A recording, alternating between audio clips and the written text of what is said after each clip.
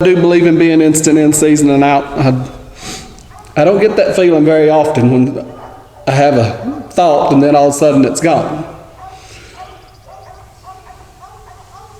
But I'm always thankful that God is willing to give another as well.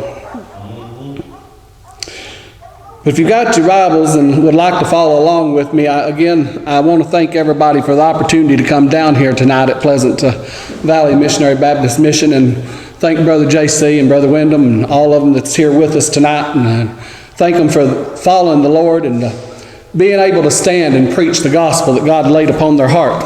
We were discussing just a few moments of time a while ago about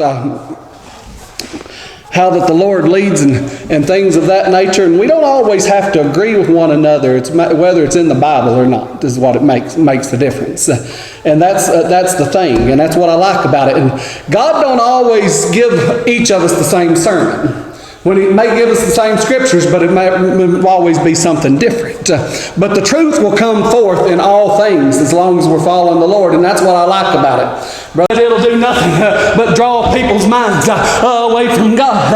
They said for years that if we continue to allow these inventions to come into our house, that we're sinning against God. Well, friends, I'm going to tell you something today, that if you are allowing the television and those programs to take you out of the house of God, or if you're allowing them to change your mind in the way that you believe, if you're allowing them to keep you at home and things of that nature, then yes, they are a sinful box. It is meant to be sinful in that matter.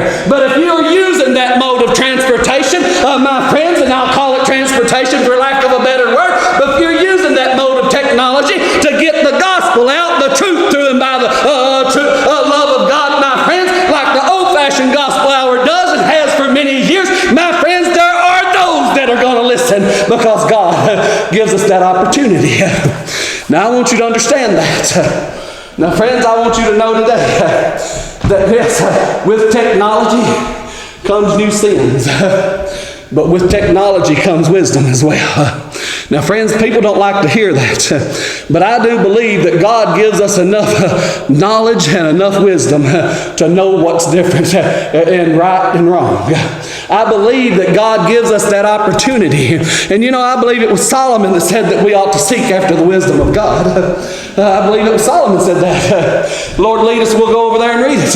But to paraphrase, I want you to understand, we find that the fear of the Lord worketh unto knowledge and wisdom. Did you know that?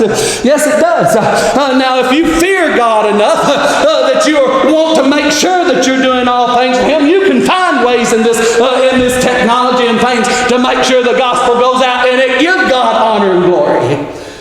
But if you don't fear God and you're doing it for man, then friends, you might as well go on about your business. Now, that's just all there is to it. And I want you to understand that. Because I truly believe that there are people out there that have been saved because of the message that has come across the radio waves, because of the messages that have come across the televisions, because God got in the matter. Because God's men were willing to follow, God's men were willing to bring forth the truth, and they were willing to allow the Spirit to take control. I believe that God's used that in many ways to reach those that had no other way to get into church. I believe that. Now, I want you to understand something else, though. I truly believe that there's a fellowship within the church house and within God's children that you can't have outside in this world. I believe that there's a fellowship and a brotherly love that you can't have sitting in front of the TV or sitting by the radio with God's children, and that worketh unto us, my friends, that it helps us to grow and strengthen ourselves in the love of God and in the nurture and admonition of the Lord. It's just like training a child up in the way that they shall go, that when they are apart, they shall not, when they are old, they shall not depart from it. Over in the book of Proverbs over there, it's just like that, my friends. I believe that when we get together, that the fellowship of God's children, the fellowship in the love of the Spirit of God helps to nurture a child and helps to nurture us as God's children. I truly believe that. And you can't have that sitting in front of the television, I'll just be honest with you. You can't have that sitting at home in front of the radio, but I do believe that God can use those modes of transportation to get the gospel out to a lost and dying soul. I truly do. But I want you to know that today, friends, that we ought to obey God rather than men. Now that's what the apostle said before the council. Now when we think about that, what does that mean? Well, friends, I want you to understand that means that if we're a good, healthy person, and I'm going to go with what we're going on today. If you're a good, healthy person and you feel like that you want to get out and you want to serve the Lord, then get out and do it. But if you've got things that are going on in your life and God knows what those are, and they're called provincial hindrances is what they're called. And friends, I want you to understand that if you've got health risks, you got things of that nature, and you feel like you're too scared to get out, talk to God. Ask God. God can be with you no matter where you're at, but if God tells you it's okay to stay at home, then stay at home. It's perfectly fine. If He tells you it's okay to use the television, to use the radio, to listen to somebody, then find somebody that's preaching the truth and not somebody that's preaching the worldly things. Now I want you to understand that, because God gives us a little bit of wisdom about us too. Now I truly believe that. Now I want you to understand, you see, the church where I pastor, we talked about it before all this started, and we were gung-ho for coming in and making sure that the church house doors were open, and little by little, as they started getting sick, they're older members, friends. And when I say older members, they call it an age limit to where they're more susceptible to this. They're all older members, and every one of them has a health problem that gives them a little bit of more susceptibility to it. Well, we get to talking about it, and what did they do? They said, well, Brother Anthony, he said, we just can't be down there. We just can't be down there. Now, I understand that. I truly do. If you feel like that you're going to possibly put your life at risk, is it between you and God? Yes, it's between you and God. It's not for Brother Anthony to say that you're wrong in doing that. It's not for anybody else to say you're wrong in doing that. It's for God and you to come to that conclusion. But I want you to understand, there's a lot of them out there that ain't got that same situation. You see, our church is a small little church, and it's in the middle of a big old place. A place where we have to constantly go and watch everything that goes on down there, because we have thieves and we have robbers, we have drug dealers, we have everything going on in that little area down there. We've had them to come into the house of God and try to hide from the police. That's perfectly fine by me. I don't believe in locking the doors, things of that. You never know what's being said through and by the Spirit of God that they might hear. That's perfectly fine by me. But the fact of the matter is, I want you to understand, in that little area, they have pushed and they have pushed and pushed us so hard that there's nobody that will answer the door for you. There's nobody that wants to listen to anything. So it's just the few members that we have come long distances to get there, and every one of them sick and unable to go half the time. So what happens? We didn't have a choice. Well, I say we didn't have a choice. I guess we do have a choice in many ways. We can still go down there. Won't be nobody there, but that's all right. If that's what God wants, that's what we'll do. But if it's not what God wants, then we'll go elsewhere. And you know, I believe that if God leads you somewhere else, and this is something that's been wrong with our religion for a long time, and I'm just going to tell you, and people don't like for me to say that, and people also don't like for me to say a lot of things, because as the Lord leads me, if it ain't fit with the Word of God, friends, I'm just going to tell you about it. And people don't like that. I'm a little bit strong, they tell me. I've been told many times I can't preach in my own hometown because I'm a little too strong for them. I don't care. I don't care. Where God leads me, I'll go. But here's what I want you to understand, friends. I want you to know that people, they're out there everywhere, and they're always trying to find things to look upon you, and they're always trying to find something to say that you did wrong. My friends, I want you to know something. You don't worry about what anybody else says. You worry about what God says. And when God tells you to go, then you go. If God tells you not to go, you better not go. As they said, we ought to obey God rather than men. That's what they meant. When God says speak, you better speak. God says shut up, you better shut up. That's just the way it is. Now I do, as I said, I believe in being in instant in season, out of season, I believe that God calls us out for a reason. I believe that we should be ready to preach at a drop of a hat. But I also believe, as I said a while ago, when the Lord had taken it away, thought away from me, and I didn't have anything else, I believe that it was time for me to sit and meditate for a little while. And if I wasn't supposed to get up, then I wasn't supposed to get up. But if I got up without the Lord and I fell flat on my face, then that was of Anthony. But when the Lord gave me a thought and He put it upon my heart and I was ready to go with Him, then I had to lean upon Him. You see, there was no other place I could go to other than Jesus Christ. Now, I want you to know that today, friends, because we've got to understand this whole thing that we're talking about. Everybody that's been here tonight, everybody that stood tonight, Brother JC, Brother Wyndham, everything that has been said tonight. Yes, we've talked about many things. We've spanned the Bible from the beginning to the end as the Lord led, but there's one thing that everybody has in common, whether we agree or disagree on every little aspect of it, friends. One thing we have in common is that you've got to be saved if you want to go to heaven, my friends, and you can't be saved by this world. You can't be saved by your works. You can't be saved by repeating prayers. You can't be saved by being baptized. You got to be saved through and by the grace of God. Now that's the one thing that we need to think about. And the other thing, friends,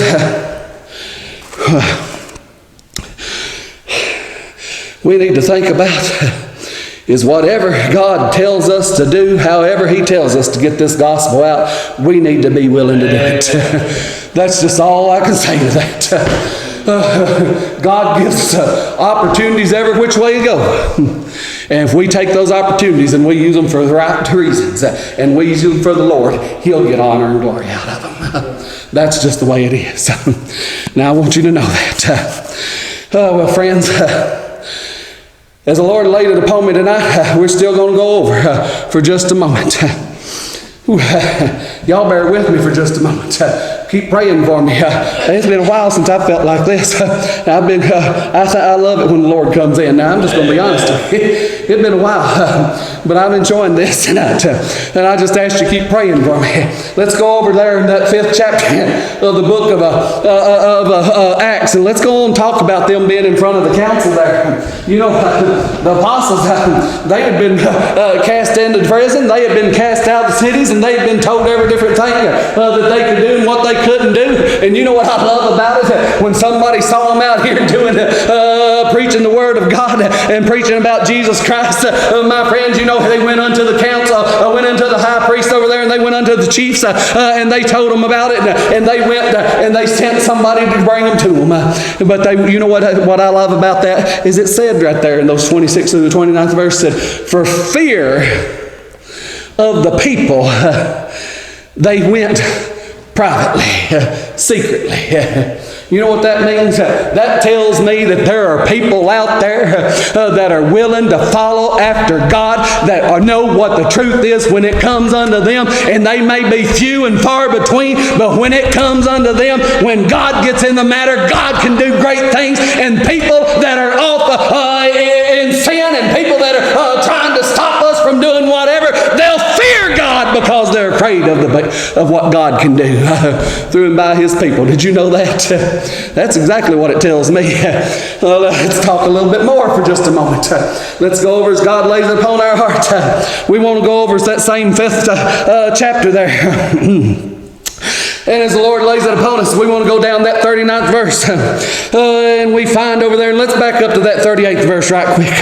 We find over there in the 5th chapter of the book of Acts, in that 38th verse, it says, now I say unto you, refrain from these men, and let them alone. For if this counsel or this work be of men, it will come to naught. Now listen, this is what the chief counsel is saying unto them. It says unto them, he says unto them, he said, I ask you to refrain from these men, because if this work be of the council, it'll come to naught. Did you know that? But then what we find over there, this was a man from Galilee, Judas of Galilee, that rose up in that day. We find in that 39th verses, but if it be of God, ye cannot overthrow it, lest happily be found even to fight against God. That's what he said. He said, if the work that is going on here, and this was Judas from Galilee that said this, I'll go back and refrain from what I said a while ago, but it was Judas that stood up before the council and said this. He said, if it it be of the work of the counsel, he said, it will come, and not of God, it will come to naught. He said, but if this be of God, he said, listen to what he said. He said, if it be of God, you cannot overthrow it, lest haply ye be found even to fight against God. And he said, let me tell you something, friend. If this work be of God, you better not try to put your foot to it. He said, because if it be of God, he said, you don't want to be found fighting against God. That's what he told him. Because you see, friends, if we try to fight against God, it ain't going to matter what we want. God's going to win. Did you know that? God's going to win. Yes, he is. The Lord, I don't know why this come to me. Have you ever heard that old song? I can't even think of who sings it. It might be the Mechanics. I'm not sure who sings it. You ever heard that old song? In the lyrics that come to me was, I've read the back of the book and we win. You know what that means to me?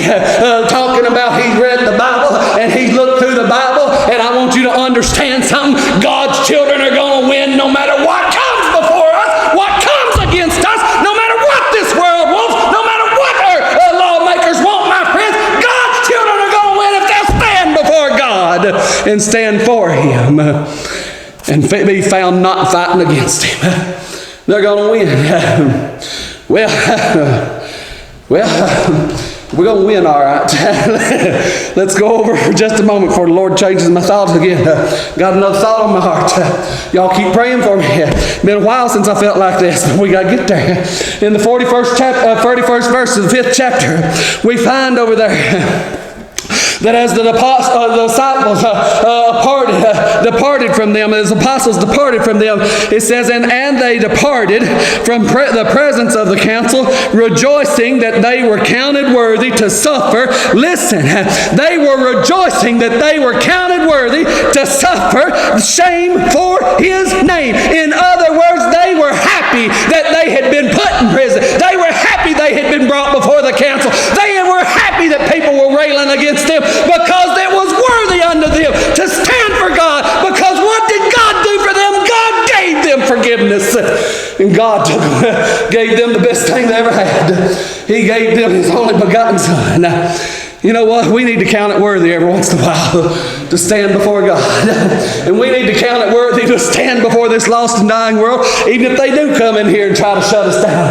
Even if they do come in here and try to put us in jail or take us, as Brother JC said, and I believe this is going to happen. It ain't going to be long before it will. If they do come in here and try to take us, put us before a firing squad, they do come and try to take us and put us and burn us at the stake and things of that nature, we need to stand before God and count it glory and count it happy to be able to suffer for Him, because look what He did for us.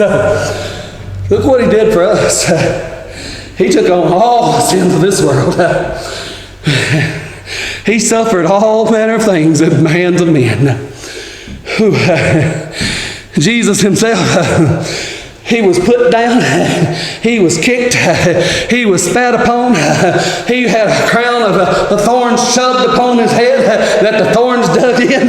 And friends, He was whipped. Out of the Roman tradition at that time, they call it what was called a cat of nine tails they used to whip with. In the leather that they used there, if you go back and look in history, you'll find that the leather that they used there, they would intertwine bits of bone and fragments and bits of rock in them, and as they take it and they whip it, it would pull at the flesh. And you know what happened there when they was whipping my Lord and Savior? You know what it says? The Bible tells me He uttered not a word. Not a word did He say.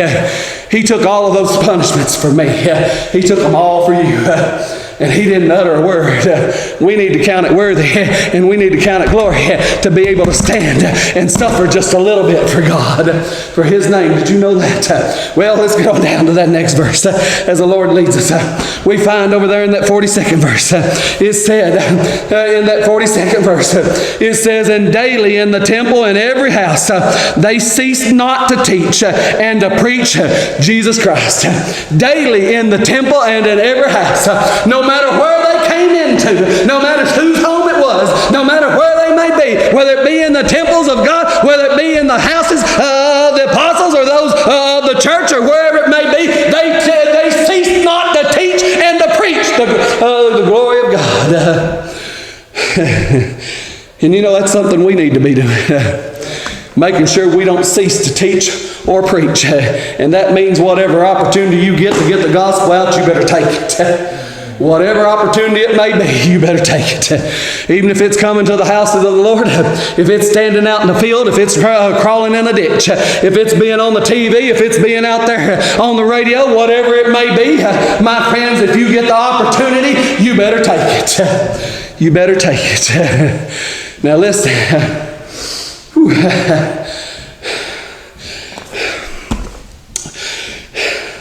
I love my preaching brother, and I do.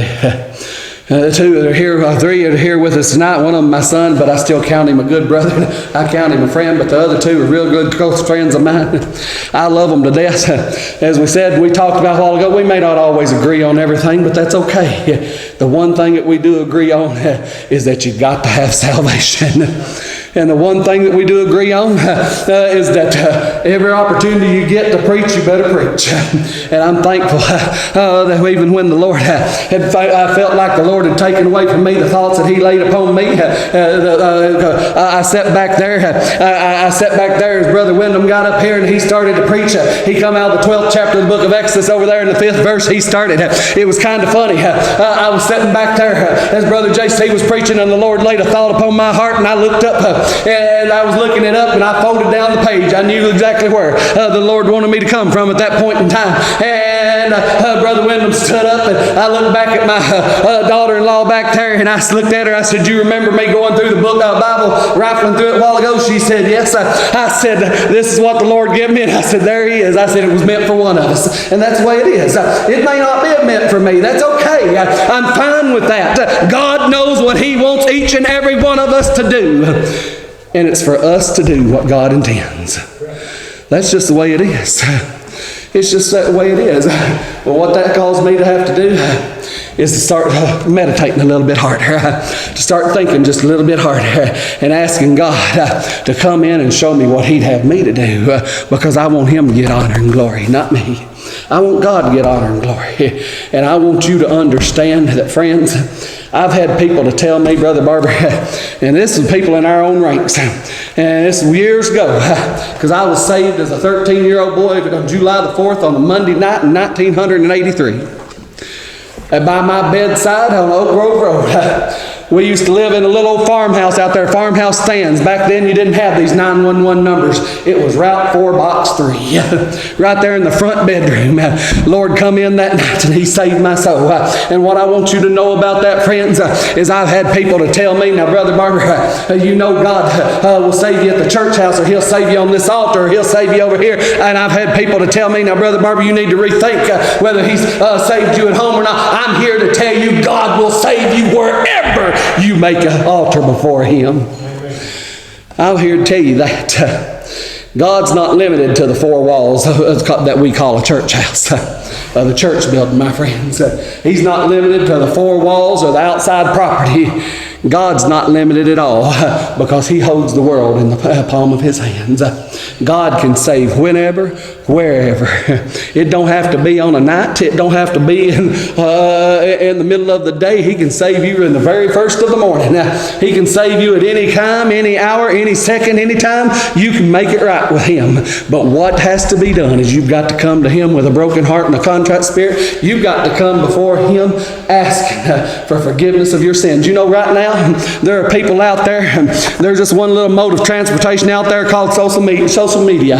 And people know what I'm talking about today when I talk about social media. And you know, I've seen people out there, some within our own ranks, that say they've got these little pictures out there on social media that says, right now is the time for you to accept God. And I want you to understand something, friends. You better not even think about trying to accept God, because Jesus Himself was the offended party. He took upon Him our sins. We can't accept Him, but gosh, I want you to understand He can accept us. And when He accepts us, He forgives us. Now I want you to know that. And friends, you can say what you want to about me. You can say however you want to about me, wherever you want to go. But I'm here to tell you, and I know from my own heart, I know from the very depths of my soul, that if I had tried to accept Christ, I've been bound for hell. because of what God did for me, I had to come to Him His way. I had to come upon that altar. And you know, it wasn't no altar of wood like this one sitting here in front of us. It wasn't no altar of stone like the one that that Elijah erected there before the 450 prophets of Baal, my friends. It was an altar of the heart. Do you know where God meets you? He meets you at the altar of the heart. That's why we call it a heart work, because that's where God deals with you at. Well, friends, I believe the Lord's through with me. I believe He's through with me now. I can't say anything else. As I said, there are times when the God gets a hold of you, He tells you, you better stand up, you better speak up. But when He leaves you alone and tells you to sit down, you better sit down and shut up. So that's where I'm at. I just ask that y'all pray for those that are lost. I ask that you pray for all of those that are carrying the gospel. I ask that you pray for everyone in this old world. Because like it or not, whether they claim that there's no God, whether they claim to believe in other gods, friends, I want you to understand something. There's going to come a day that every knee shall bow and every tongue shall confess. There's going to come a day when every one of them is going to have to bow before God and give an account for the things that we have done here in this world. Now, friends, I want to tell you something else. I said the Lord was done with me, but we'll be done here in just a second. We have them within our own ranks that don't believe that we're going to stand before judgment. They believe that because the blood was applied to us, that we're going to be out of that. But I'm here to tell you that if you look over, as that old song says, I looked in the back of the book and we win. You look over in the back of the book, you see what John the Revelator saw as he was exiled on the Isle of Patmos. You'll find that he says that every knee shall bow and every tongue shall confess. What does he say before that? He said they were gathered from the four corners of the world and from the four winds. Everyone, both small and great. That's what he tells us. So everybody will be there, like it or not. We're all going to stand before a just God. Every one of us. My question to you is the blood going to be found applied to your soul? You know, we also find that John tells us that there was books that was opened, talking about the books of records, the book of deeds over there, the records of the things that we did here in this world. But then he goes on to say that then there was the book that was opened, the Lamb's Book of Life. And he said those who were found not written there within. What did he say? He said, unto them, that God will say unto them, depart from me, for I never knew you. Is that what you want to hear? I hope and pray that's not what you want to hear. I hope and pray that you want to hear God say, I saved your soul. I see your name written down. We're not perfect by any means. I think Brother JC said that. I said I was done. We're not perfect by any means. People look at us and they want to see a perfect person because God calls us preach. They want to see a perfect person because we call ourselves Baptists, things of that nature. Friends, we're not perfect by no means. Truth is, we're sinners saved by grace. Amen. That's what we are. Paul tells us about the battle between the inward man and the outward man. You know what Paul tells us in the paraphrase? He says, I do the things that I want not to do. But he said, my soul. Listen to what he said. Just to paraphrase. We could go over and read it, but just to paraphrase, he says, my soul knows not to do the things that the body wants. Just to say. And that's just paraphrasing. If you won't go over and read it, please go read it. Or I can tell you about it, take you over there if the Lord be willing. But as I said, the Lord's through with me.